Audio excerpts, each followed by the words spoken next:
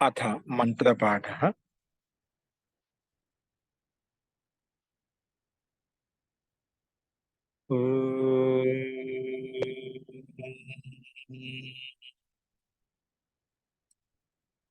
सहनाववतु सहनौ भुनक्तु सह वीर्यं करवावहै तेजस्विनावधीतमस्तु मा विद्विषावहै। ओम शांति शांति शांति।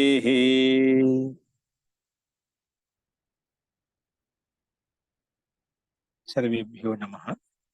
అందరికీ నమస్కారం అండి.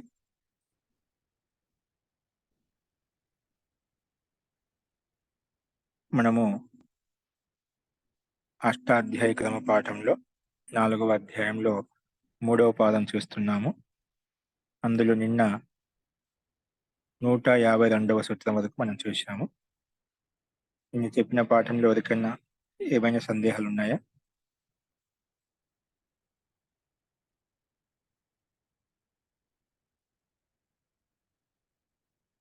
అస్తు ప్రకృతవంశరామः. క్రీతవత్ పరిమాణాత్, క్రీతవత్ పరిమాణాత్ ఇది మనకు సూత్రం అండి.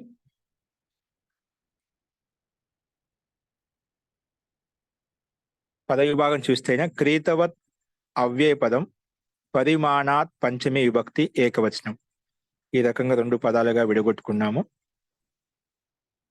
క్రీతవత్ అనే పదాన్ని కొంచెం ఓపెన్ చేసి చెప్తున్నాను. క్రీత ఇవ క్రీతవత్, క్రీత అంటే కొనేదానికి సమానమైన దానిని క్రీతవత్ అంటాం. కొన్నదానికి సమానంగా అలాంటి అర్థంలో క్రీతవత్, క్రీత ఇవ క్రీతవత్. వస్తు నెక్స్ట్ వచ్చేసి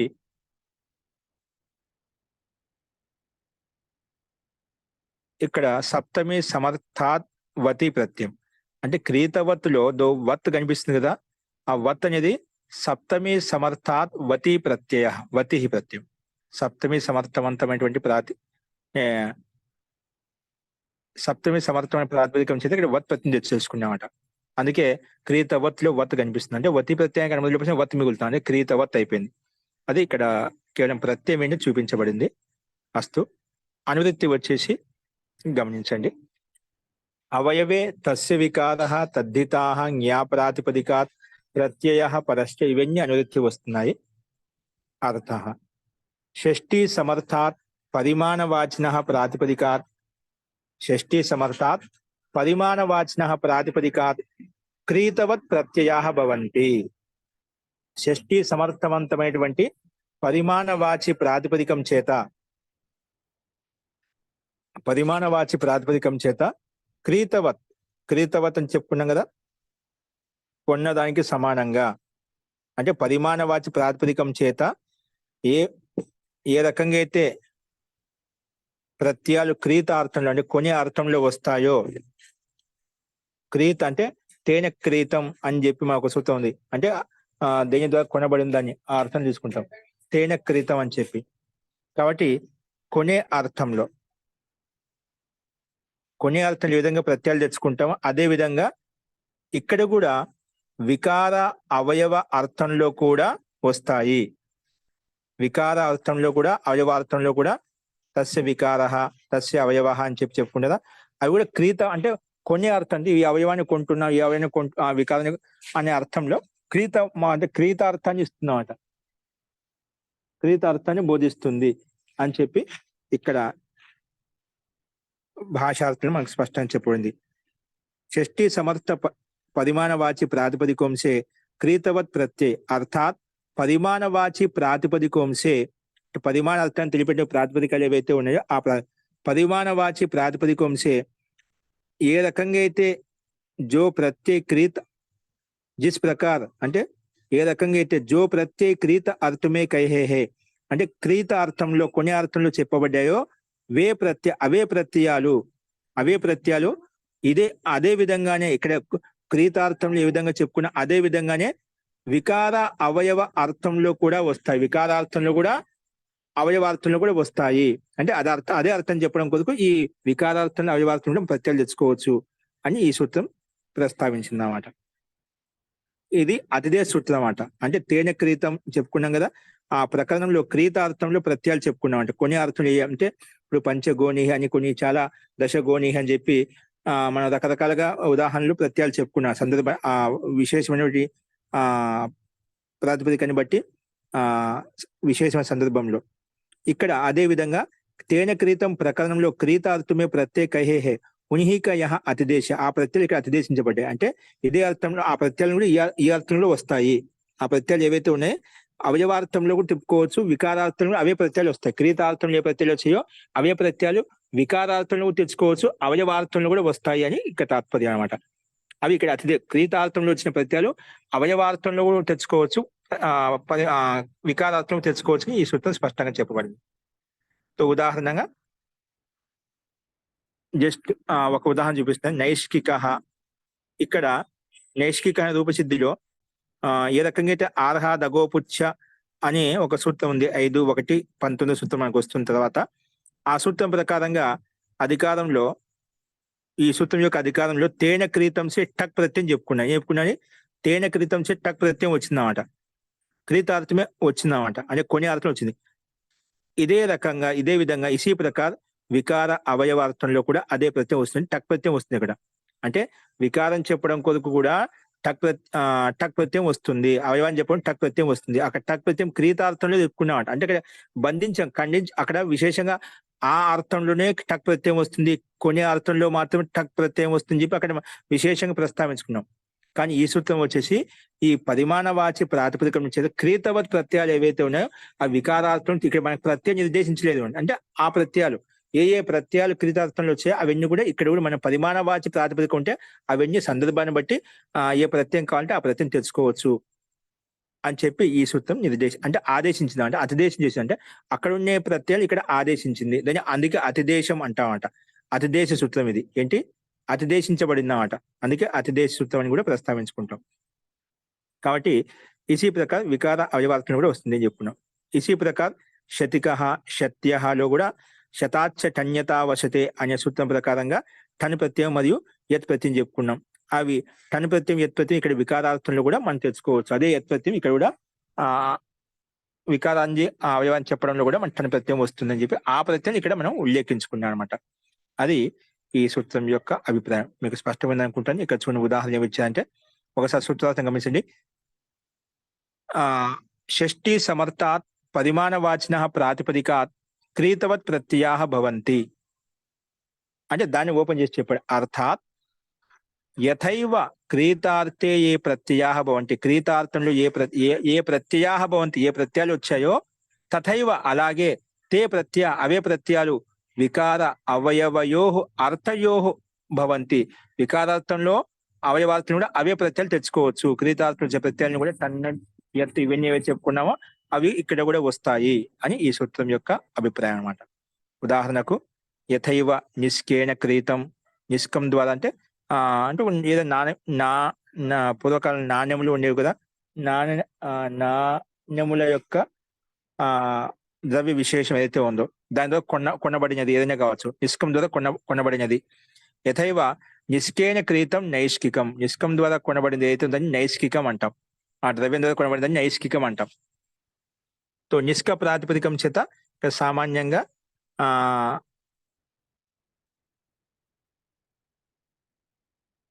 అనుప్రతినిధి చేసుకున్నాం. ఇక్కడ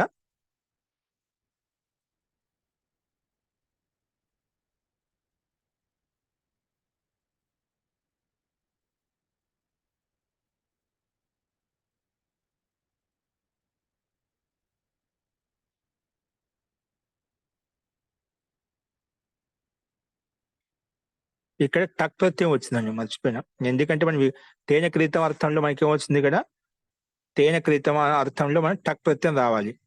అందుకే టక్ స్థానం ఇక ఆదేశం వచ్చింది, అందుకే నైష్కిక వచ్చేసింది. ఓకేనా. తో తేనె క్రీతం అర్థంలో మనకు ప్రత్యయం వచ్చింది కాబట్టి ఇక్కడ టక్ స్థానంలో అనుమతి టా మిగులుతుంది, టా స్థానంలో ఇక ఆదేశం వస్తుంది అన్నమాట, టస్ ఏక ప్రకారంగా. అందుకే నిష్కా ప్లస్ ఇక ఆదేశకు వృద్ధి చేసుకుంటాం. కిటిచ ప్రకారంగా నైష్క ప్లస్ ఇక ఎస్ఏతిచ లోపం చేస్తాం. అప్పుడు నైష్క్ ఇక కలిపితే నైష్కిక, తర్వాత సుస్థానంలో అమ్ము అమి పూర్వ చేస్తే నైష్కికం అనే రూపం మనకు సిద్ధిస్తుంది అన్నమాట. అలాగే శతేన క్రీతం, ఇక్కడ శతేన క్రీతంకి శతాచ కన్యతావశతే సూత్రం ప్రకారంగా శతేన క్రీతం శైత్య అంటే 100 రూపాయలకు కొనబడిందని సత్యం అంటామట, లేదా శతికం అంటాం.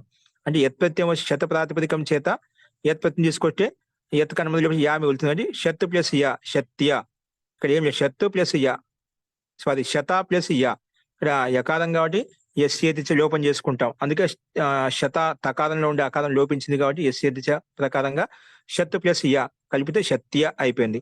తర్వాత సు తెచ్చుకొని సుస్థానంలో అమ్ము అమి పూర్వ చేస్తే శత్యం అయిపోయింది.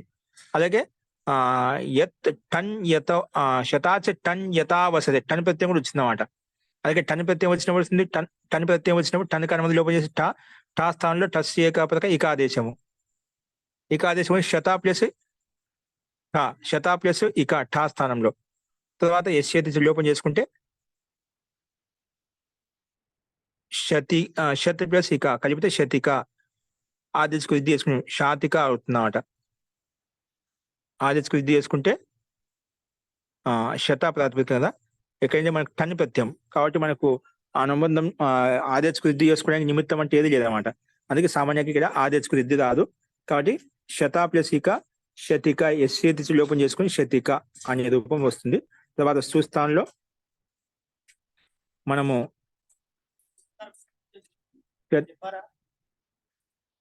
ఇక ఆదేశం చేసుకున్నాం కాబట్టి శతిక, తర్వాత సు తెచ్చుకొని ఋతు విసర్గం చేసుకుంటే శతిక అనే రూపం మనకు సిద్ధిస్తుందన్నమాట. ఈ రకంగా మనకు రూపాలు ఇక్కడ క్రీతార్థంలో వచ్చిన ప్రత్యయాలు టక్ ప్రత్యయము, టన్ ప్రత్యయం, ఎత్ ప్రత్యయాలు ఇక్కడ మనకు కనిపిస్తున్నాయి అన్నమాట. అది ఇక్కడ మనం అర్థం చేసుకోవాలి. అస్తు ఆర్హ దగోపుచ్చ సంఖ్యా వ్యయాధేర్ టక్ అని పూర్తిగా సంపూర్ణ సూత్రం. ఆర్హ దగోపుచ్చ అలాగా సూత్రార్థం గుర్తు రాలేదు.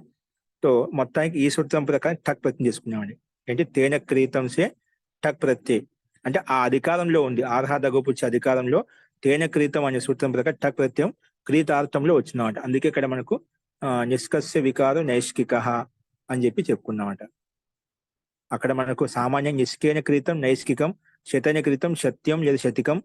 ఇక్కడ శతికం అన్నప్పుడు సుస్థానంలో అమ్ము అమి పూర్వ చేస్తాం, శతికం వస్తుంది. తథైవ వికార అవయవార్థంలో కూడా అది క్రీతార్థం చూసాం, సేమ్ అవే ప్రత్యయాలు ఇక్కడ తీసుకుంటున్నామట. అక్కడ కేవలం సామాన్యంగా క్రీతార్థంలో ఉదాహరణ చూసాము. తథైవ వికార అవయవయోర్ అర్థే అపి అర్థంలో కూడా నిష్కస్య వికారో నైష్కిక. చూడు అక్కడ ఏమంటే నపుంసకలింగంలో ఉంది, ఇక్కడ పుల్లింగంలో ఉంది. నైష్కిక శతస్య వికార శత్య లేదా శతిక ఇత్యపి భవతి. సేమ్ అదే రూపాలు ఇక్కడ కూడా వస్తాయి. కాకపోతే మనం ఇక్కడ అవయవార్థంలో కూడా వికారార్థంలో కూడా అవే రూపాలు వచ్చాయన్నమాట. మనం ఎలా తెలుస్తుందంటే సందర్భాన్ని బట్టి ప్రకారాన్ని బట్టి మనకు తెలుస్తుంది ఇవి. అది అర్థం చేసుకోవాలి. ఓకేనా. ఇక్కడ పుల్లింగం ఉంది, అక్కడ నపుంసకలింగం ఉంది. ఇంకోటి అంటే ప్రయోగాన్ని బట్టి మనకు ఏ అర్థం మనకు అర్థం కావాలి. ఒక్కోసారి మనకి ఏంటి అబ్బాయి క్రీతార్థంలో వచ్చిన ప్రతి ఇక్కడ కూడా వస్తాయనే సందేహం రాకుండా మనకు స్పష్టంగా ఈ సూత్రం ద్వారా విధానం చేసుకున్నాం. అది ఇక్కడ గమనించాలి. అస్తు స్పష్టమైంది అనుకుంటాను. రూపాలు ఒకే విధంగా ఉన్నాయి. అస్తు అర్థంలో మార్పు ఉంటుంది. నెక్స్ట్ చూడండి. ఉష్ట్రాద్ ఉయ్. ఉష్ట్రాత్ పంచమి విభక్తి ఏకవచనము, ఉయ్ ప్రథమ విభక్తి ఏకవచనము. అనువృత్తి వచ్చేసి అవయవే తస్య వికారః తద్దితాః జ్ఞా ప్రాతిపదికాత్ ప్రత్యయః పరశ్చ ఇవన్నీ అనువృత్తి వస్తున్నాయి. అర్థః షష్ఠి సమర్థాత్ ఉష్ట్ర ప్రాతిపదికాత్ ఉయ్ ప్రత్యయో భవతి. షష్ఠి సమర్థవంతమైనటువంటి ఉష్ట్ర ప్రాతిపదికం చేత ఉయ్ ప్రత్యయం వస్తుంది. సూత్రంలో ఉష్ట్రాద్ ఉయ్, ఉష్ట్ర అని పంచమి విభక్తి అంటే ఎప్పుడు ప్రత్యయాలు వచ్చినా పక్కనే వస్తాడు. అంటే పంచమి విభక్తి పక్కన, పంచమి అంటే దాని పక్కన పని చేసుకుంటాం కదా, అందుకే ఉయ్ ప్రత్యయం వచ్చిందన్నమాట. ఉష్ట్ర ప్రాతిపదికం చేత ఉయ్ ప్రత్యయం వస్తుంది. ఏ అర్థంలో వస్తుందంటే వికార అర్థంలో అవయవయో అర్థయో, వికార అవయవయోర్ అర్థయో, వికార అవయవార్థంలో మనకు అనిపిస్తుందని చెప్పి ఈ సూత్రం యొక్క అర్థాన్ని ప్రస్తావించుకున్నాం. అస్తు ఉదాహరణ ఉష్ట్రస్య వికారో అవయవో వా ఔష్ట్రకః. ఇక్కడ ఉయ్ ప్రత్యయం వచ్చింది కదా, ఉష్ట్రా ప్లస్ ఉయ్, ఉయ్ కనుమతి లోపం వేస్తే ఊ స్థానంలో యువోర నాకో ప్రక అక వస్తుంది అన్నమాట. అందుకే ఉష్ట్రా ప్లస్ అక.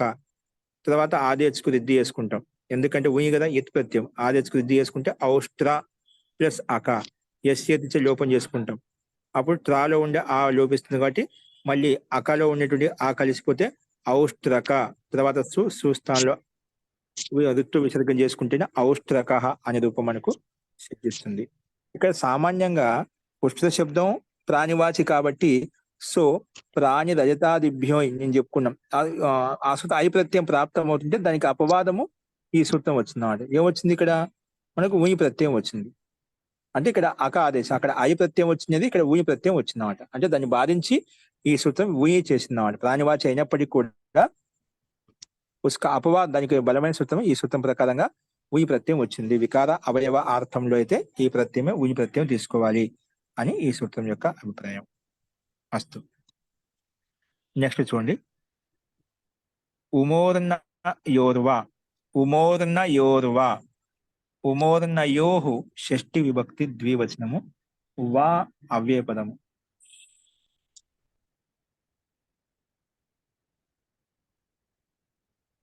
ఉమర్నయోహు షష్ఠి విభక్తి ద్వివచనము, వా అవ్యయ పదము. సమాసః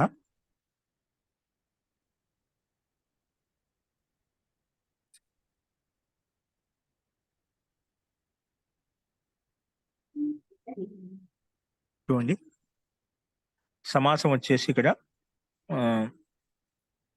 ఉమాచ ఊర్నాచ అయితే ఉమా ఊర్నే తయోః ఉమా ఊర్నయోః ఇత్యత్ర ఇతరేతరయోగ ద్వంద్వ సమాసము. అనువృత్తి వచ్చేసి ఉయ్ ప్రయోగించి అనువృత్తి వస్తుంది. అలాగే అవయవే తస్య వికారః తద్దితాః జ్ఞా ప్రాతిపదికాత్ ప్రత్యయః పరశ్చ ఇవన్నీ అనువృత్తి వస్తున్నాయి.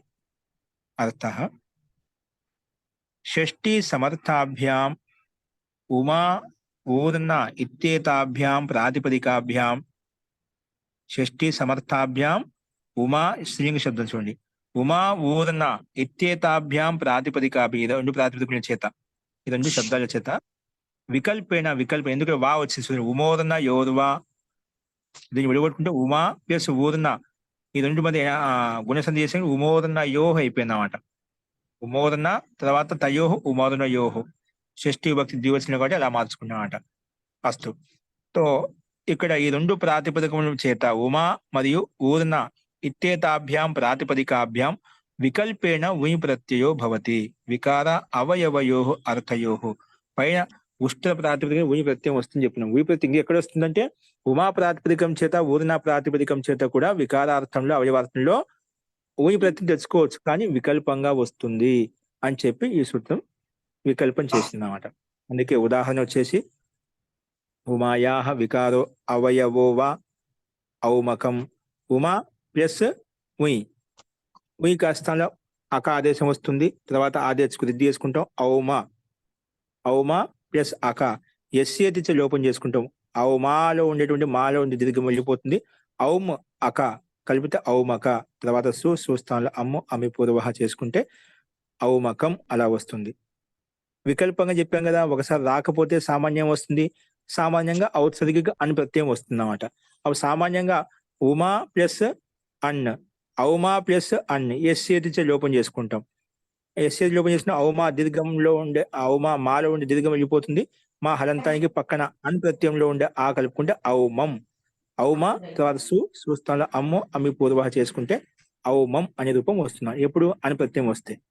అలాగే ఊర్న ప్రాతిపదిక ఔర్నకం, అలాగే ఔర్ణం, అలాగే ఔర్ణం అనే రూపాలు మనకు సిద్ధిస్తాయి. అది ఇక్కడ మనం అర్థం చేసుకోవాలి.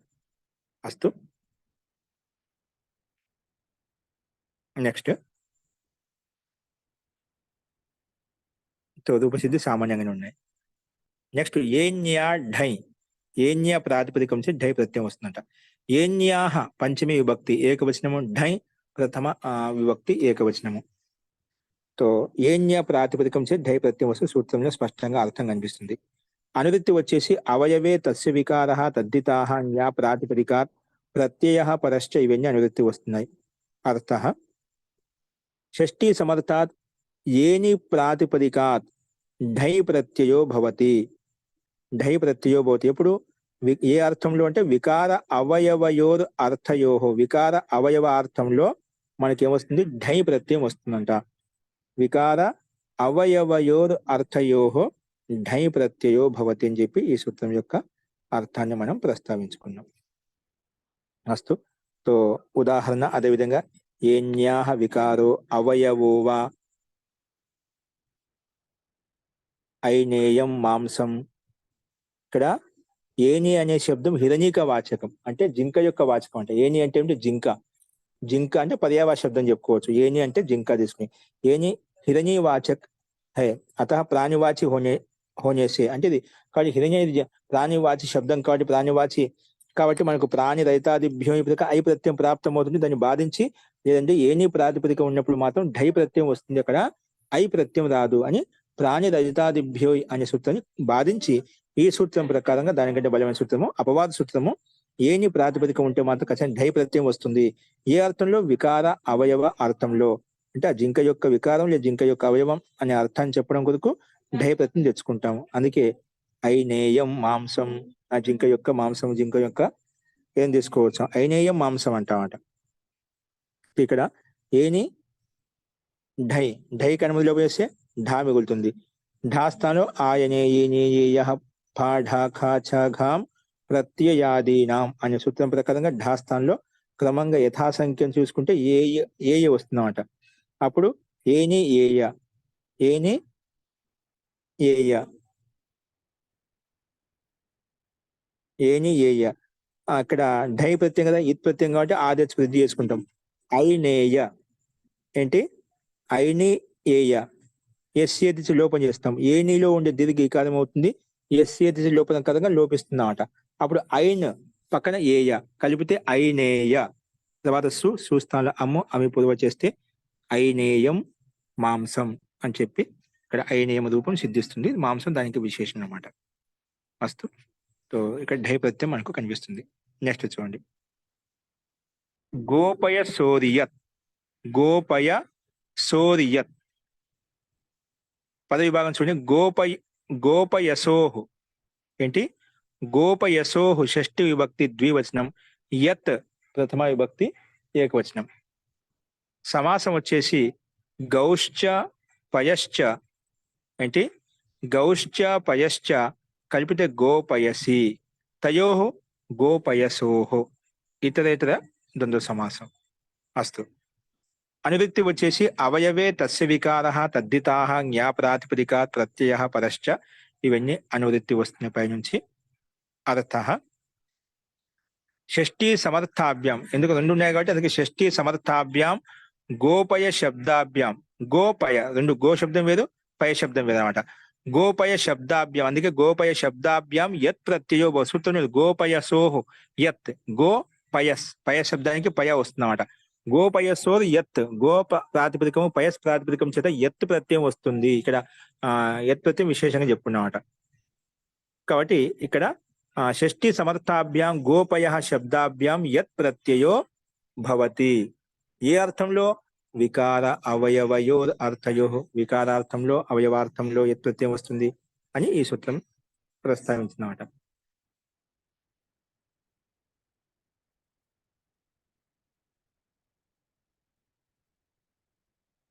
అస్తు. తో యత్ ప్రత్యయో భవతి వికార అవయవయో అర్థయో, వికారార్థంలో అవయవార్థంలో మనకు వస్తుందని చెప్పి చెప్పుకున్నాం. ఉదాహరణ వచ్చేసి చూడండి, గో వికారో అవయవోవా గవ్యం అంటాం. గోవు యొక్క వికారంను లేదా గోవు యొక్క అవయవాన్ని గవ్యం అంటాం. అలా పయసహ వికార పయస్యం. పయస్సహ అంటే దూదు, పాల యొక్క వికారం పయస్యం అంటాం. గో యొక్క వికారం గవ్యం అంటాం. అది ఇక్కడ మనం అర్థం చేసుకోవాలి. సో ఈ రకంగా మనకు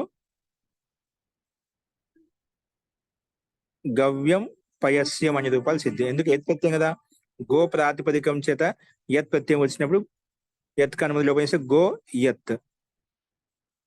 ఇక గోప్ అనేది ఓకారాంతం కాబట్టి పక్కన యా ఉంది. ఇక్కడ మనకు సూత్రం వస్తుంది, ఏమొస్తుంది, అవాదేశం వచ్చేది.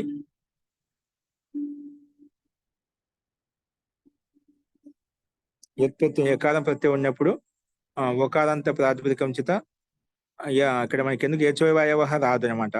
ఏచోయవాయవ రావాలంటే అచ్చు ఉండాలి, అచ్చు లేదు. ఏ సూత్రం వస్తుందంటే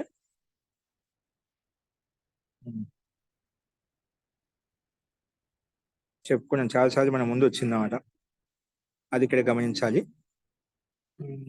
అసలు చెప్తాను, మనసులో ఉన్నది ఎక్కడ రావడం లేదు. సో ఆ సూత్రంలో అవ ఆదేశం వస్తుంది, గో ఔ గవ్య అలా వస్తుంది, పక్కన గవ్ వస్తుంది, అంటే గోస్థానంలో ఓ స్థానంలో అవ వస్తుంది, గవ్ అయిపోయింది, పక్కన యా ఉంది గవ్య, తర్వాత సుస్థానము అమి పూర్వ రకం గవ్యం వస్తుంది. అలాగే పయస్ ప్రాతిపదికం చేత యత్ ప్రత్యయం తీసుకొస్తే పయస్య సు అము పయస్యం, ఇది సామాన్యంగానే ఉంది. అస్తు, ఈ రకంగా మనకు ఈ రూపాయలు మనకు సిద్ధించాయి. వాంతోయి, ఓకే ఓకే, జీ జీ జీ వాంతోయి, ఈ యకారాది ప్రత్యయ పదతః మనకు అక్కడ అవాదేశం వస్తుంది, ఒకారానికి అవాదేశం, వాంతోయి ప్రత్యయ. ఓకే అండి, ఈ సూత్రమే. సో ఈ ప్రకారంగా మనకు అవాదేశం వచ్చినటువంటి గవ్యం అనే రూపం సిద్ధించింది. అస్తు, నెక్స్ట్ వచ్చేసి ఇది అప్రాణ్యోషధి వృక్షవాచి శబ్దం అండి. అంటే మనకి ఇది కూడా వచ్చిందన్నమాట, అది ప్రాణివాచి కాదు, అంటే అప్రాణ్యోషధి వృక్షవాచి శబ్ద హే అత ఇसे కేవल వికారార్థంలో ప్రత్యయ హువా హై, అవయవ మే నహి. ఇక్కడ అప్రాణి ఔషధివాచి శబ్దం కాబట్టి ఇప్పుడు ఇది కూడా ఒక ఔషధాలు అంటే మనం తీసుకునే పాలు ఏవైతే ఉన్నాయో, గోవు యొక్క వికారం అయితే ఉందో మనం తీసుకుంటూ ఉంటారో అవన్నీ ఔషధంగా తీసుకుంటాం. కాబట్టి అప్రాణి ఔషధి వాచి, దాని చైతన్యమే ఉండదు కదా. గోపంచకం తీసుకుంటాం మనము, అందులో ఆ చలనం ఉండదు కదా, కాబట్టి అప్రాణి వాచి, అది ఔషధి వాచి కూడా. కాబట్టి ఔషధి వృక్షవాచి శబ్దం కాబట్టి, అంటే వృక్షవాచికి వెళ్ళే సందర్భం బట్టి ఇచ్చారు. तो औषधिवाची కాబట్టి అప్రాణ్యోషధి औषधि अप्राण्योषधि वृक्षवाची शब्द है, अतः इससे केवल विकारार्थ में प्रत्यय हुआ है, అవయవ మే నహి. అందుకే వికారార్థంలో ప్రత్యయం వచ్చింది కానీ ఇక్కడ అవయవార్థంలో తీసుకోలేదు, వికారంలో తీసుకోవాలి. ఎందుకంటే పయస్య వికారమే పయస్యం అంటాం, ఆలోచన చేసిన వికారం అయితే దాన్ని పయస్యం అంటాం. అస్తు, అలాగే గోహు వికార గవ్యం అని చెప్పి చెప్పుకుంటాం. పంచగవ్యాలు అంటాం కదా, గవ్యం అని చెప్పి, అది పంచగవ్యంలో ఇక్కడ పంచ సంఖ్య పురంలో ఉంటే పంచగవ్యం అయిపోతుంది. అస్తు, యహాసి ఎత్తుకి అనువృత్తి కింది వరకు వస్తుంది, అది కూర్చోండి. ద్రోశ్చ, ద్రోహు పంచమి విభక్తి ఏకవచనము, చ అవ్యయపదము. అనువృత్తి వచ్చేసి యత్ అవయవే తస్య వికారః తద్దితాః న్యా ప్రాతిపదికాత్ ప్రత్యయః పరశ్చ, ఇవన్నీ అనువృత్తి వస్తున్నాయి. అర్థః షష్ఠీ సమర్థాత్ ధ్రు ప్రాతిపదికాత్. ఏంటి చూడు, మన సూత్రం ద్రోశ్చ కదా, ధ్రు శబ్దానికే షష్ఠీ విభక్తి పంచమి విభక్తి ఏమొస్తుంది, ద్రోహు వస్తున్నాడు. గురు శబ్దానికి ఏదైనా గురోహు వస్తుందో అలాగా. షష్ఠీ సమర్థాత్ ధ్రు ప్రాతిపదికాత్ వికార అవయవయోర్ అర్థయోః యత్ ప్రత్యయో భవతి. షష్ఠీ సమర్థాత్ ధ్రు ప్రాతిపదికాత్ వికార అవయవయోర్ అర్థయోః యత్ ప్రత్యయో భవతి, యత్ ప్రత్యయం వస్తుంది. ఉదాహరణ, ఓహ్ అయోహ్ అపవాదః, ఓరయోహ్ అపవాదః, అంటే ఉవర్ణాంత ప్రాతిపదికం చేత ఐ ప్రత్యయం, ఓరై సూత్రం చెప్పుకున్నదా, ఓరై సూత్రానికి ఇది అపవాదం అనమాట. అంటే ఉవర్ణాంత ధ్రువ ప్రాతిపదికం కదా, ధ్రువ కాబట్టి అక్కడ మనకు ఉవర్ణాంత ప్రాతిపదికం ఉంటే అక్కడ ఐ ప్రత్యయం వస్తుంది చెప్పుకున్నామట, ఇది దానికి అపవాదం. మనం ఓరై అనే సూత్రం చెప్పుకునేదా గతంలో 37వ సూత్రం 137వ సూత్రంలో, దానికి అపవాదం అంటే. ఎందుకు వర్ణాంత ప్రాతిపదిక ఇక్కడ ఆ సూత్రం ప్రకారంగానే మనకి ఏమొస్తుంది, ఐ ప్రత్యయం వస్తుంది. కానీ ఈ సూత్రం ఏం చేసింది, షష్ఠీ సమర్థాత్ ధ్రువ ప్రాతిపదికాత్, ఒక ధ్రువ అనే ప్రాతిపదికం ఉంటే గన అది వికార అవయవయోర్ అర్థయో యత్ ప్రత్యయ భవతి, వికార అవయవ అర్థంలో యత్ ప్రత్యయం వస్తుందని చెప్పి ఈ సూత్రం ప్రస్తావించింది. అందుకే ఓరయోహ అపవాద అంటే ఓరై సూత్రానికి అపవాద సూత్రం ఇది అని చెప్పుకున్నాం. ఉదాహరణ, ద్రోర్ వికార అవయవోవ ద్రవ్యం, ధ్రువ్ యొక్క వికారాన్నే ద్రవ్యం అంటాం. అంటే ध्रुव అంటే वस्तुवाच द्रव्य शब्द अव्युत्पन्न स्वतंत्र है. वस्तुवाच द्रव्य शब्द अव्युत्पन्न स्वतंत्र है.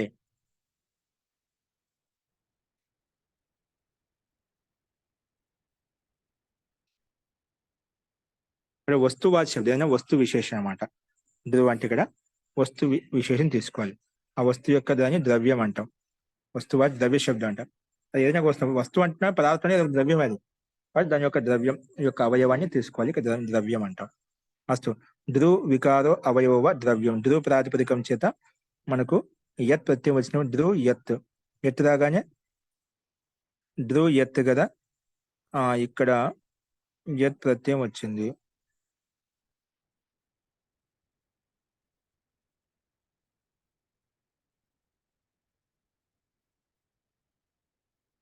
ఓర్గుణః వస్తుందా మహోదయ?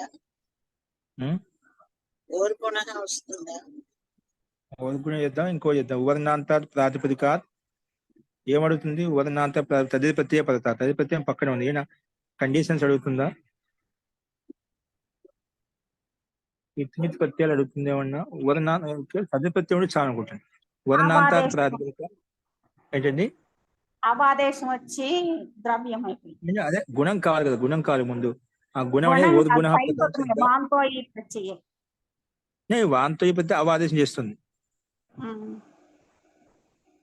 ముందు గుణం చేయాలి. గుణం చేసిన తర్వాత అదే ఓరు గుణ ప్రకారం చేద్దాం. అది ఇతనిత్ ప్రత్యయం అడుగుతుందా? సామాన్ తదిత్ ప్రత్యయం అడుగుతుందా? నాకు తెలిసి వర్ణాంతాత్ ప్రాతిపదిక తదిత్ ప్రత్యయ పరతః గుణ వర్ణాంతస్య ప్రాతిపదికస్య గుణో భవతి తదిత్ ప్రత్యయ పరతః అలా ఉంటుంది. ఆ రకంగా ఉంటే ఖచ్చితంగా దాంతోనే చేసుకుంటామంట. అప్పుడు ధ్రువుకి గుణం చేస్తే ధ్రువ అయిపోతుంది. ధ్రువ యా ఈ సంధిలో మన వాంతో ఈ ప్రత్యయ ప్రకారం అవాద చేసుకుని ద్రవ్య వస్తుంది. ద్రవ్య మనస్సు సూస్థంలో అమ్మి పూర్వ చేసే ద్రవ్యం అనే రూపం సిద్ధిస్తుంది. అదే అండి. ఓకే. ఓర్గుణ ప్రకారంగా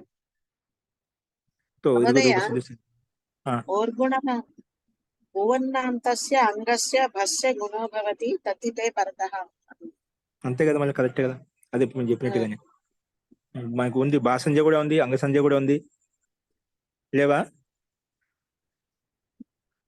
అంగసంజ ఉందా లేదా? ఏ సూత్రంతో అంగసంజ వస్తుంది? ఏ సూత్రం ప్రకారం వస్తుంది? ప్రత్యయంగం. భాసంజ భాసంజ ఎలా వస్తుంది? యచిభం ప్రకారంగా వస్తుంది. కాబట్టి ఇవన్నీ ఆటోమేటిక్ గా ఉన్నాయి. కాబట్టి యకారాది ప్రత్యయపరత పూర్వస్య భాసంజ భవతి, ప్రత్యయపరత పూర్వస్య అంగసంజ భవతి. అందుకే భస్య అంగస్య ఉవర్ణాంతస్య తద్దిత ప్రత్యయం. తద్దిత ఉంటే చాలు. అది నిత్య ప్రత్యయమా నిత్య ప్రత్యయం ఏదైనా కండిషన్ పెట్టలేదు అన్నమాట. అందుకే మనకు ఉవర్ణాంత ప్రారంభం గుణం చేసుకుంటే ఓ వచ్చింది అన్నమాట. తర్వాత వాంతోయ ప్రత్యయ ప్రకారంగా ఆదేశం చేసుకుని ద్రవ్యం అనే రూపం మనం తయారు చేసుకున్నాం. అస్తు. నెక్స్ట్ వచ్చేసి మానే వయ. మానే సప్తమి విభక్తి ఏకవచనము, వయ ప్రథమ విభక్తి ఏకవచనము. అనువృత్తి వచ్చేసి ద్రోహు తస్య వికార తద్దితాః జ్ఞా ప్రాతిపదికాత్ ప్రత్యయ పరశ్చ. ఇవన్నీ అనువృత్తి వస్తున్నాయి. అర్థః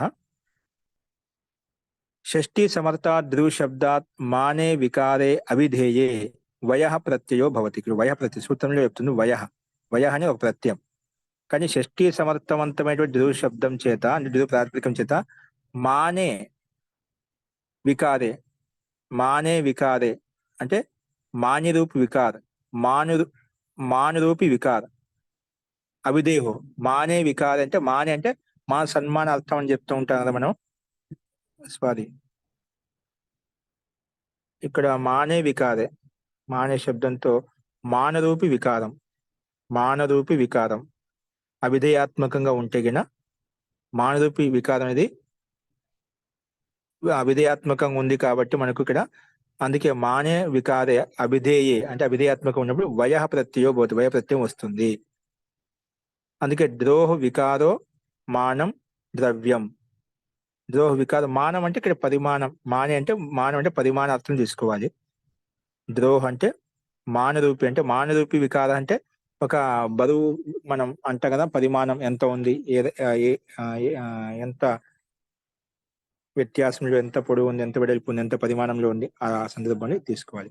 ఫస్ట్ మానం అంటే పరిమాణం.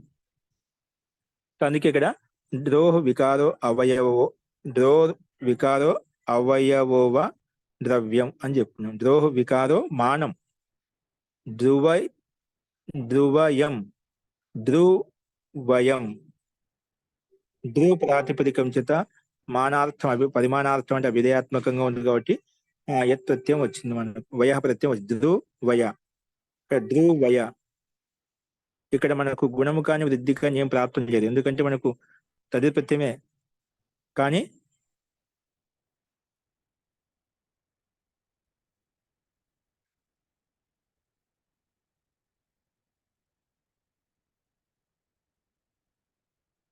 ఇక్కడ మనకు ఇది ఓరు గుణ ఎందుకు రాదు?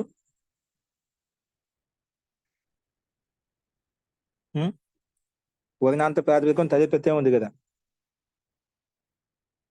బసంజ లేదు కదా. సంజ లేదు, లేదు కాబట్టి ఈ సూత్రం పనిచేయదు.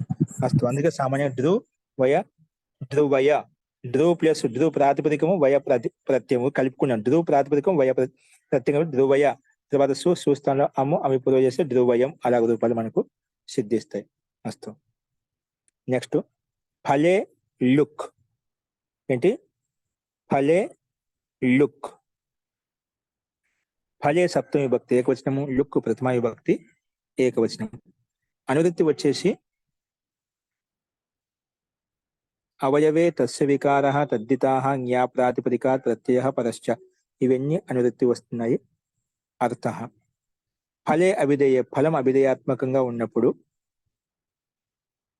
వికార అవయవయో అర్థయో, వికారార్థంలో అవయవ అర్థంలో ఉత్పన్నస్య ప్రత్యయసి, వికారార్థంలో అంటే ఫలం అవిధేయాత్మకంగా ఉండాలి. అటువంటి సందర్భంలో వికారార్థంలో అవయవ అర్థంలో ఉత్పన్నమైనటువంటి ప్రత్యయానికి లుక్ భవతి, లుక్ వస్తుంది. అవయవార్థంలో అలాగే వికారార్థంలో ఉత్పన్నమైనటువంటి ప్రత్యయానికి ఏమొస్తుంది?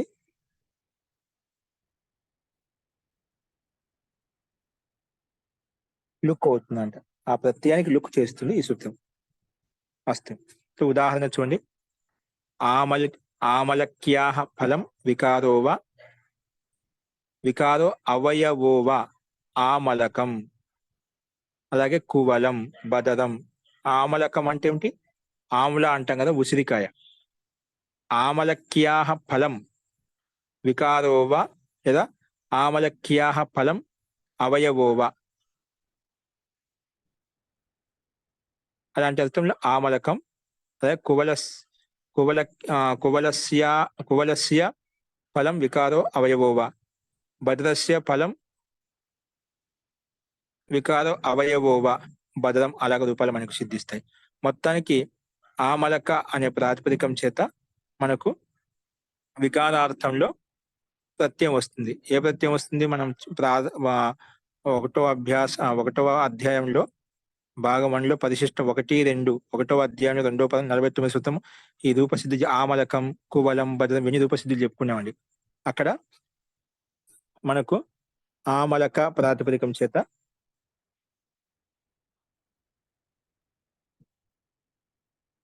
అవయవార్థంలో ఏ ప్రయత్నం తెచ్చుకున్నాం?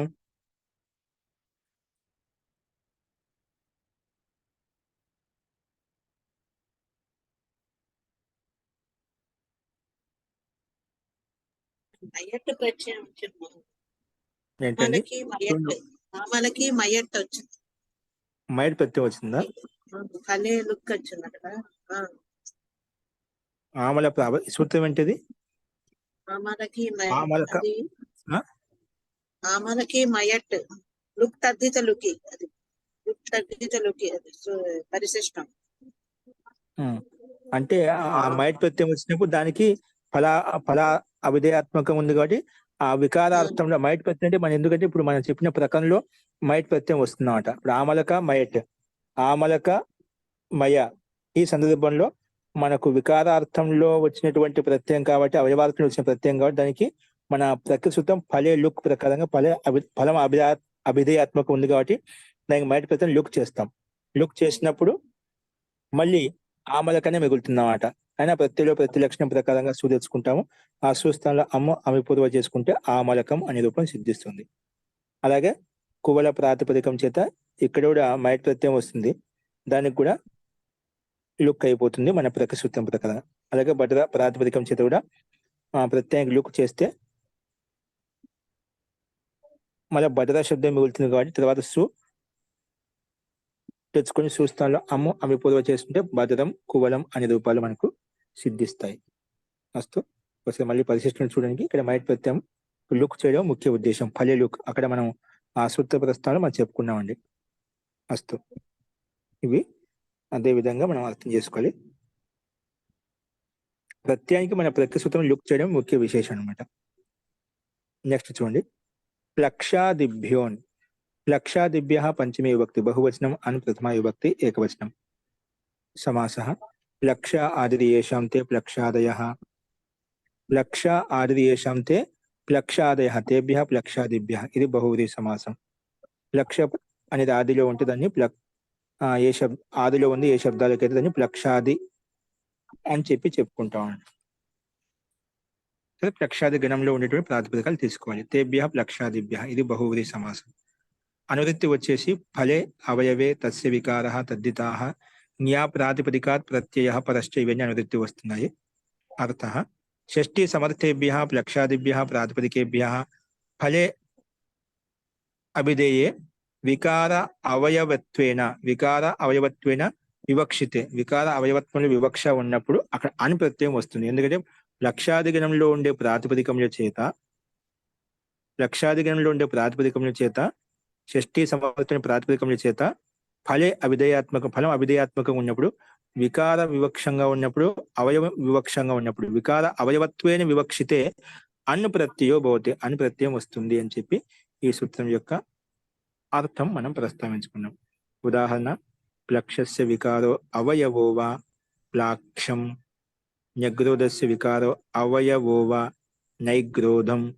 ఇలాగా మనకు రూపాలు సిద్ధించాయి. అంటే అను ప్రత్యయం వచ్చినప్పుడు.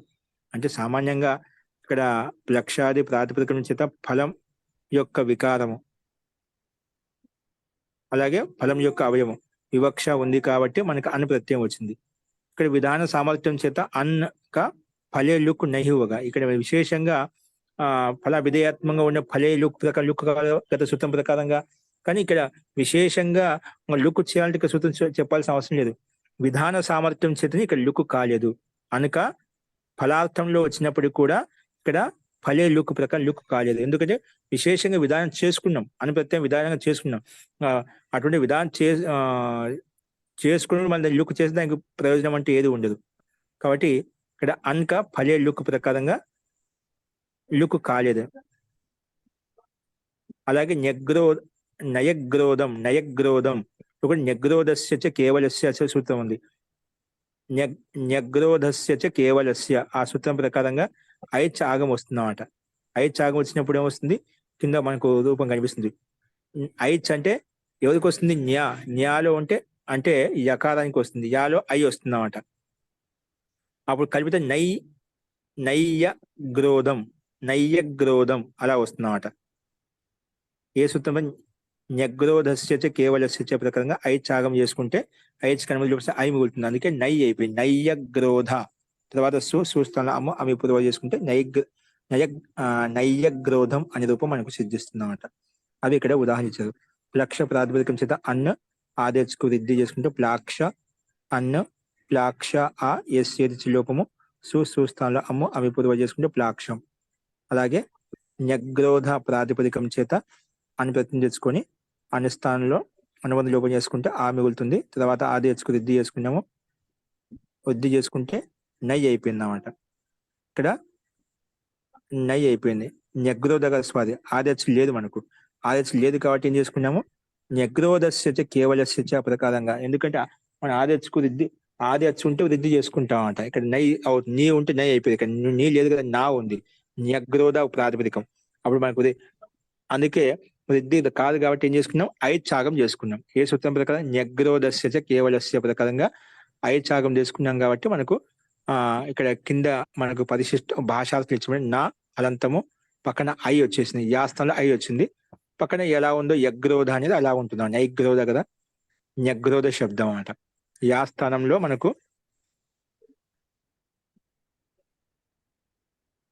నా స్థానంలో ఏమొచ్చింది? న్యగ్రోధ నా స్థానంలోనే మనము ఐ ఆగం చేసుకున్నాం. ఆగమాలు ఎక్కడ వస్తాయి? నాకు యాకి మధ్యలో వచ్చిందన్నమాట. మన ఏది ఆగమాల అవయవంగా వస్తాయి. ఆగమాలు ఎట్లా వస్తాయి? అవయవంగా వస్తాయి, స్థానంలో రాలేదు. అందుకే నాకి న్యాలో నాకి యాకి మధ్యలో ఐ వచ్చిందన్నమాట. అందుకే నై యగ్రోధ తర్వాత అనుప్రత్యయం ఉంది కాబట్టి అనుప్రత్యయం యొక్క ఆ నిమిత్తం చేసుకుని ఎస్ఏసి లోపం చేసుకుని తర్వాత కలుపుకుంటే నయ్యగ్రోధ సు అమ్ము అమిపూర్వ చేసుకుంటామట. నయ్యగ్రోధం అలాగ రూపం సిద్ధిస్తుంది. నెక్స్ట్ చూడండి. అదొక సందేహం ఉంటే అడగండి, అలాగే ఉండొద్దు. యహాస్య అనికి అనువృత్తి మళ్ళా 61 62 సూత్రం వరకు వస్తుంది. చూడండి. జంభువావా జంభువావా జంభువావాహ పంచమి భక్తి ఏకవచనం. జంభువాహ పంచమి భక్తి ఏకవచనము. వా అవ్యయపదము. అనువృత్తి అన్న ఫలే అవయవే తస్య వికార తద్దితా జ్ఞా ప్రాతిపదికాత్ ప్రత్యయ పరశ్చ. ఇవన్నీ అనువృత్తి వస్తున్నాయి. అర్థ షష్ఠీ సమర్థాత్ జంబూ ప్రాతిపదిక. దానికి జంబూ ప్రాతిపదిక పంచమి భక్తి జంబువాహ వచ్చేసింది అన్నమాట. జంబూ ప్రాతిపదికాత్ వికార అవయవయో అర్థయో, వికారార్థంలో అవయవార్థంలో వికార అవయవయోర్ అర్థయో ఫలే అభిధేయే, ఫలం అభిధేయాత్మకంగా ఉన్నప్పుడు ఫలే అభిధేయే వికల్పేన వికల్పంగా అన్ ప్రత్యయో భవతి. ఫలే అభిధేయే వికల్పేన అన్ ప్రత్యయో భవతి. ఫలే అభిధేయే ఫలం అభిధేయాత్మకం ఉన్న వికల్పంగా అని ప్రత్యయం వస్తుంది. కానీ జంబు ప్రాతిపదికం చేత వికల్పంగా వస్తుంది. చూడండి. అంటే మామూలుగా ఫలే లుక్ కూడా కాదు ఇక్కడ కూడా, కానీ ఇక్కడ లుక్ కాలేదు, వికల్పంగా అని ప్రత్యయం వచ్చింది అన్నమాట. ఫలే అభిధేయ ఫలం అభిధేయాత్మకంగా ఉన్నప్పుడు వికల్పేన అని ప్రత్యయో భవతి. పక్షే ఓరై, ఎందుకు వికల్పంగా వస్తుంది చెప్పాం కదా. ఒక పక్షంలో అని ప్రత్యయం దానిప్పుడు ఏమొస్తుంది? ఓరనాంత జంబు ఓరనాంత ప్రాతిపదికం కాబట్టి ఓరై అనే ప్రాతిపదికం చేత ఓరై ఇత్యనేన ఐ ప్రత్యయం వస్తుంది అన్నమాట. ఉదాహరణ చూడండి. జంబువాహ ఫలాని జాంబవాని ఫలాని.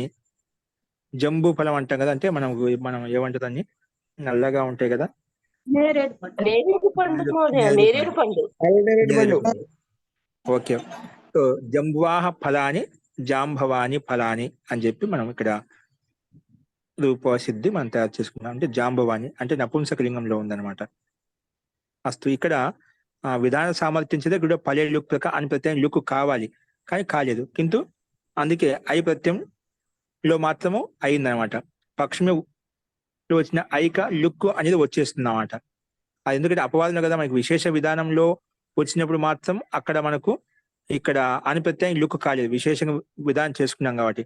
కానీ అది సామాన్యంగా వచ్చేసింది కాబట్టి దానికి మాత్రము ఫలే లుక్ ఎప్పుడు పక్షంలో, ఒక పక్షం రాని పక్షంలో అక్కడ ఐ ప్రత్యయానికి ఏ ఓరై ప్రకారంగా వచ్చిన ఐ ప్రత్యయానికి ఎందుకు వికారార్థంలో వచ్చింది కదా, ఆ ప్రత్యయానికి లుక్ చేసుకున్నామట. అందుకే జంబూని ఫలాని అలా వచ్చింది. జంబు ప్రాతిపదికం చేత జస్ తెచ్చుకొని బహువచనంలో జషహ సి ప్రకారంగా షి ఆదేశం వస్తుంది, తర్వాత నుమ్ ఆగం వస్తుంది. మనం ఈ ప్రక్రియను చెప్పుకున్నామట. అలాగా నుమ్ ఆగం చేసుకొని జంబూని అలా వస్తుందన్నమాట. జంబూని ఫలాని, అలాగే జాంబవాని ఫలాని, ఈ రకంగా రూపాలు మనకు సిద్ధిస్తాయి. ఒకసారి నపుంసకలింగంలో రూపసిద్ధి ఎలా వస్తుందో దాన్ని గమనించండి ఒకసారి. ఏమైనా సందేహం ఉంటే రేపు చెప్తాను. ఇది మనం కుండాని వనాని ఎలా రూపాలు చెప్పుకున్నాము, అలాగా దానికి సమానం ఇక్కడ కూడా తీసుకోవాలి. వస్తు ఒకసారి రేపు ప్రయత్నం చేయండి, కాని పక్షుల్ని రేపు చెప్తాను. రూపసిద్ధి సామాన్యంగా ఉన్నాయి. నెక్స్ట్ చూడండి. లుప్చ, ఇది ఒక సూత్రం చూద్దాం. లుప్చ సూత్రం వచ్చేసి లుప్ ప్రథమ విభక్తి ఏకవచనము, చ అవ్యయపదం. సింపుల్ గానే ఉంది. పద విభాగం చేసుకున్నాము. అనువృత్తి వచ్చేసి జంబువా వా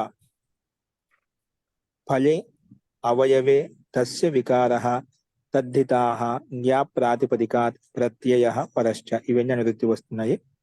అర్థ షష్ఠీ సమర్థాత్ జంబూ ప్రాతిపదికాత్, అదే పైన అనువృత్తి వస్తుంది కాబట్టి షష్ఠీ సమర్థాత్ జంబూ ప్రాతిపదికాత్ వికార అవయవయోర్ అర్థయో, వికార అవయవ అర్థంలో విహితమైనటువంటి ప్రత్యయానికి ఫలే అభిధేయే వికల్పైన లుప్ భవతి. విశుద్ధ లుక్ చేస్తుంది. లుక్ వేరు లుప్ వేరు. మనం గతంలో ఫలే లుక్ చేశాం, ఇక్కడ ఇది పలే లుప్ అంటున్నామంట. లుప్కి లుక్కి భిన్న భిన్న ప్రయోజనాలు ఉన్నాయండి. ఇక్కడ ఏమని చేసాం, లుప్ చేసాం అనమాట. ఓకేనా, ఒకటి లుక్ ఉంది, ఒకటి లుప్ ఉంది, ఒకటి లోపం ఉంది, 3 ఉన్నాయి. ఓకేనా, మూడింటికి ప్రయోజనం భిన్న భిన్నంగా ఉంటాయి. ఇక్కడ లుప్ చేసాం. లుప్ అంటే లుక్ చేసినా, లుప్ చేసినా, లోపం చేసినా కనిపించక చేయడమే, కానీ దాని నిమిత్తం చేసుకుని వేరే సూత్రాలు వచ్చేటి ఉంటాయన్నమాట. దాని ప్రయోజనం భిన్నంగా ఉంటాయి. అంటే ప్రత్యేక విశేషులుగా రూపంలో మార్పు వస్తూ ఉంటుంది. సో ఇక్కడ జంబు ప్రాతిపదిక వికార అవయవయో విహితస్య ప్రత్యయస్య ఫలే అభిధేయ. ఇక్కడ ఫల అభిధేయాత్మకం ఉన్నప్పుడు లుప్ అవుతుంది. వికల్పైన లుప్ భవతి. లుప్ అంటే ప్రత్యయస్య లుక్స్, ప్రత్యయస్య లుక్స్ లులుప ప్రకారంగా ప్రత్యయస్య అదే లుప్ సంధ్యా భవతి. ప్రత్యయాన్ని కనిపించడం లుప్ అనమాట, కానీ లోపం చేయడమే, కనిపించకుండా చేయడమే. దానికి లుప్ అని పేరు పెట్టుకున్నాం. సో ఉదాహరణ అదేవిధంగా జంబువాహ ఫలం జంబూహు. ఇక్కడ ఎందుకంటే ఆ ప్రత్యయంకి ఫలాభిధేయాత్మకం ఉంది కాబట్టి వచ్చిన ప్రత్యాన్ని వికారాత్మకం వచ్చిన ప్రత్యయం చేసాము, లుక్ చేసాం. ఏం చేసాము, లుక్ చేసాం. అందుకే జంబువాహ ఫలం జంబూహు. జంబు ఆల్రెడీ ఉంది మనకు. ఓకేనా, జంబు ప్రాతిపదికంబు దీర్ఘ ఉకారాంతమే. దానికి మనకు వచ్చిన ప్రత్యయం లుక్ చేసాం కాబట్టి తర్వాత సూ తెచ్చుకొని సూకు ఋతు విషయం చేసుకుని జంబూహు వచ్చింది అన్నమాట. జంబూహు ఫలం.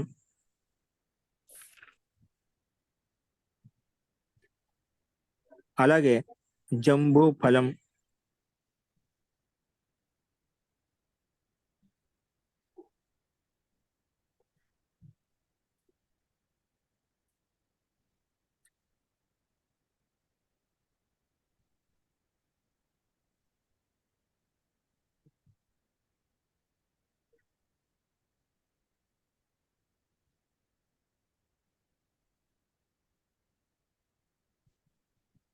ఇక్కడ జంబూహు అనేది నపుంసకలింగ రూపం వస్తుంది అలా ఎక్కడన్నా.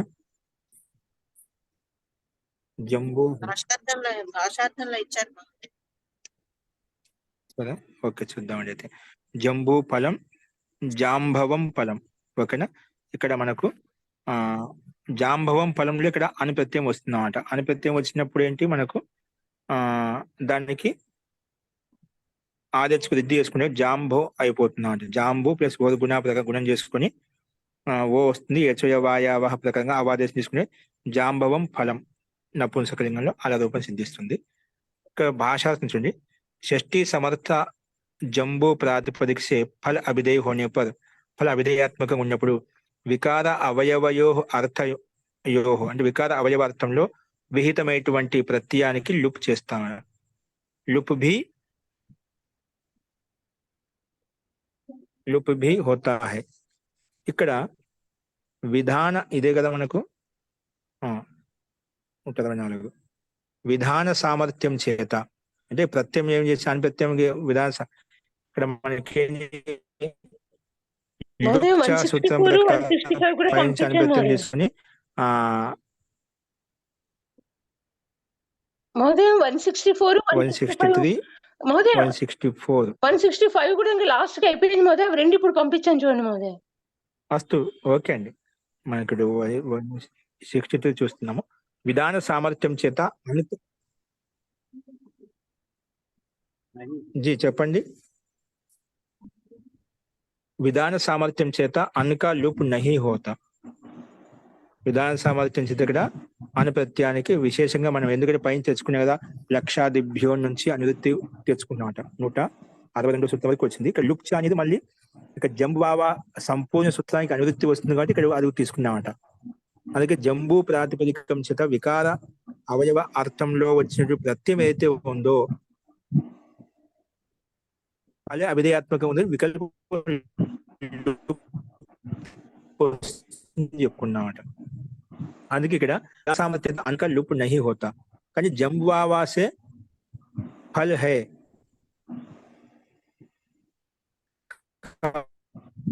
కాబట్టి ఇక్కడ జంబులు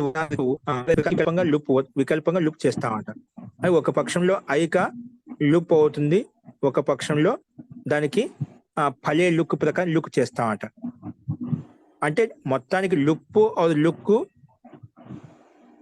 రెండు చేసాం. ఒకసారి లుప్ చేసాం,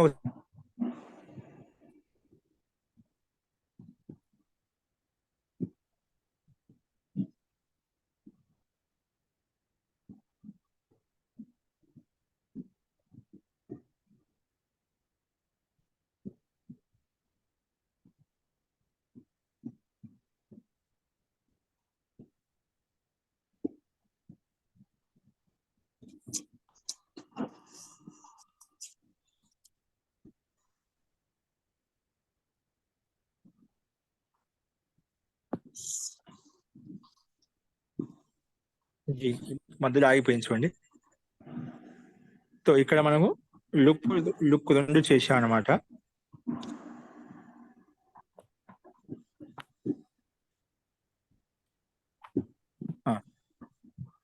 तो ఇక్కడ एक पक्ष में आई का लुक तथा दूसरे पक्ष में फले लुक ప్రకారంగా లుక్ చేసాం. కాబట్టి లుప్ మరియు లుక్ మే యహీ భేద్ హై. ఈ రెండు మధ్య లుప్కి లుక్ మధ్య తేడా ఏమిటంటే లుప్ చేసినప్పుడు లుప్ యుక్తవాద వ్యక్తి వచ్చిన సూత్రం వస్తుంది. యుక్తవాద భావం అయిపోయి అది ఫలార్థాన్ని ఇచ్చేటువంటి జంబు శబ్దంకు కూడా స్త్రీలింగంలో వచ్చేస్తున్నాడు. అంటే జంబు ప్రాతిపదిక జంబు శబ్ద भी స్త్రీలింగ ही होता है, స్త్రీలింగ రూపంలో ఉంటుందన్నమాట. అలాగే అతః జంబూహు ఫలం బన, అందుకే ఇక్కడ స్త్రీలింగంలో కాబట్టి జంబూహు ఫలం అని వచ్చేసింది అన్నమాట. అంటే స్త్రీలింగంలో ఉంటుంది. ఫలార్థం వచ్చినటువంటి పూర్వంలో ఏ అర్థాన్ని బోధిస్తుందో అదే అర్థంలో ఉందన్నమాట. ఇక్కడ పూర్వంలో ఏ అర్థాన్ని బోధించే లుపు యుక్తవాద వ్యక్తి వచ్చిన పూర్వంలో ఏ అర్థం ఉండేదో అదే అర్థం ఉంటుందన్నమాట. అందుకే జంబూహు ఫలం అనే రూపం వచ్చేసింది. అదే లుక్ చేసినప్పుడు ఏమైపోయింది, యుక్తవద్ అనేది రాలేదు. అంటే యుక్తవద్ రాలేదు కాబట్టి లింగము వచ్చినప్పుడు రాలేదు. కాబట్టి అభిధేయకే అనుసారంగా నపుంసక లింగంలో ఉంది కాబట్టి హ్రస్వో నపుంసకే ప్రాతిపదికస్య ప్రకారంగా హ్రస్వం అయిపోయింది. జంబూ అనే దీర్ఘం అనేది ఉకారం అయిపోయినాడు. అందుకే జంబూ ఫలం అలాగా రూపం మనకు సిద్ధించింది అన్నమాట. అది ఇక్కడ ముఖ్య తాత్పర్యం. కాబట్టి మనకు లుప్పు చేసినప్పుడు చేయడం వల్ల లుపి యుక్తవాద వ్యక్తి వచ్చిన అంటే భూతంలో ఏవైతే లింగం వచ్చిన ఉన్నాయో అదే అర్థం ఇక్కడ కూడా ఉంటుంది. అందుకే జంబూ ఫలమే అలాగే ఉండిపోయింది అన్నమాట. అంటే యుక్తవాద అయింది కాబట్టి లుపి యుక్తవాద అయింది కాబట్టి ఆ పూర్వంలో ఎలా ఉందో అర్థం అదే అర్థం, శబ్దం ఎలా ఉందో అదే శబ్దం ప్రకృతి వర్త అంటే పూర్వంలో ప్రకృతి ఏ విధంగా ఉండేదో ఏ అర్థాన్ని బోధిస్తున్నదో అదే అర్థం ఇక్కడ తీసుకోబడింది. అందుకే జంబూహు ఫలం అనగా మనకు వచ్చింది. మిగిలిన రెండో వికల్ప పక్షంలో మాత్రము నపుంసకలింగంలో ఉంది కాబట్టి హ్రస్వో నపుంసకే ప్రాతిపదికస్య ప్రకారంగా ఆ హ్రస్వం చేసుకుంటే జంబూ ఫలం అనే రూపం మనకు సిద్ధిస్తుంది. అది ఇక్కడ మనం అర్థం చేసుకోవాలి.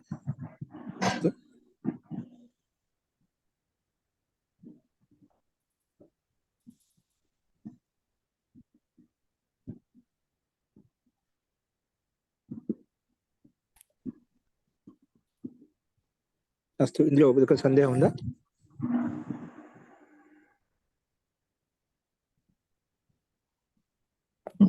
మహోదయ, జీ ఇక్కడ జంబూహు ఫలం ఒకటి ఇచ్చారు, జంబూ ఫలం ఒకటి ఇచ్చారు, తర్వాత జాంబవం ఫలం ఇచ్చారు. ఈ మూడిటి అర్థము తర్వాత ఈ మూడిటి లింగాలు కూడా ఒకటేనా?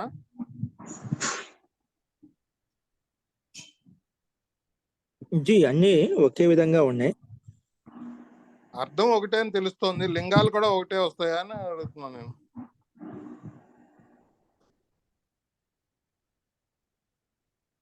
అంటే ఇవన్నీ నపుంసకలింగ ఫలానికి విశేషణం కదా. అవును, ఫలం అంటే మరి నపుంసకలింగం కాబట్టి అందుకే నపుంసకలింగంలో ఉంటాయి. ఇక జంబూహు ఫలం అనేది లుప్పు చేసినప్పుడు మాత్రం అది పుల్లింగంలో ఉంటుంది అన్నమాట. ఫలం శబ్దం నపుంసకే.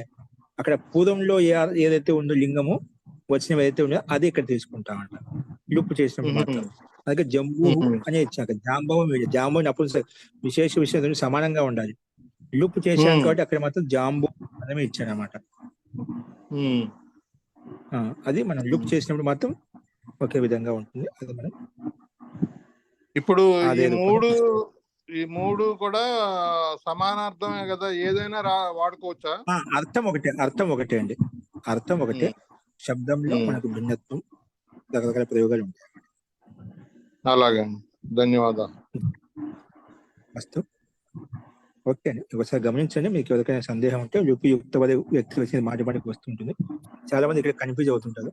కాబట్టి ఈ 2 సూత్రాలు మనం రేపు చెప్పుకుందాం. దీంట్లో ఎవరికైనా సందేహం ఉన్నదో రేపు చూద్దాము. అస్తు, పాఠాన్ని మళ్ళీ ఒకసారి మీరు ప్రయత్నం చేయండి. లేని పక్షంలో అర్థం కాని పక్షంలో రేపు చెప్పుకుందాం. మిగిలిన అవశిష్ట 2 సూత్రాలు మనం రేపు చూద్దాం. అస్తు, శాంతి పాఠ.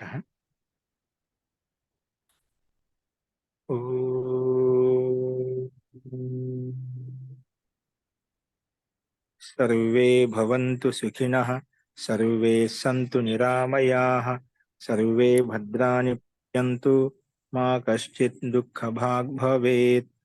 ఓం శాంతి శాంతి శాంతి. సర్వేభ్యో నమః. అందరికీ నమస్కారం. ధన్యవాదాలు మహోదయ. నమస్తే మహోదయ. నమస్తే ఆచార్య, ధన్యవాదాలు.